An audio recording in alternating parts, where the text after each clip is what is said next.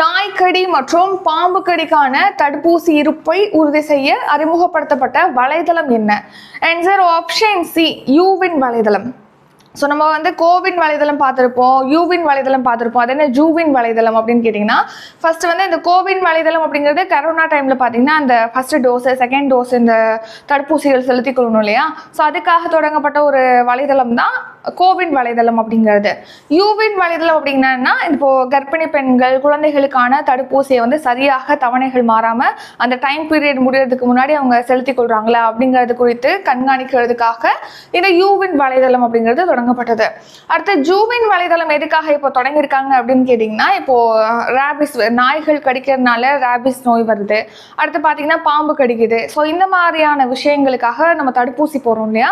அந்த தடுப்பூசிக்கான இருப்பு, ஸோ எந்த டைம்லையும் அந்த தடுப்பூசி வந்து இருக்கிறத உறுதிப்படுத்தும் வகையில் தான் இந்த ஜூவின் வலைதளமானது இப்போ அறிமுகப்படுத்தியிருக்காங்க.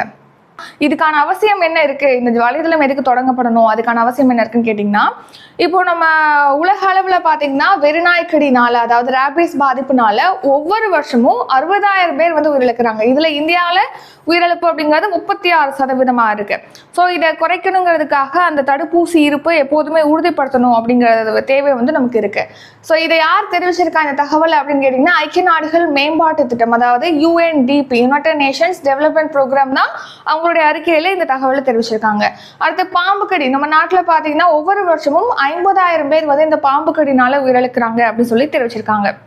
ஸோ இந்த மாதிரி பாதிக்கப்படும் போது அதுக்கான தடுப்பூசி இருப்பை உறுதிப்படுத்தணுங்கிறதுக்காக ஜூவின் வலைதளத்தை இப்போ தொடங்கியிருக்காங்க. இந்த ஜூவின் வலைதளம் பார்த்தீங்கன்னா யுனைடெட் நேஷன்ஸ் டெவலப்மெண்ட் ப்ரோக்ராம், அதாவது UNDP உடைய தொழில்நுட்ப ஆதரவோட தான் உருவாக்கியிருக்காங்க தேசிய நோய் கட்டுப்பாட்டுக்கான மையம்.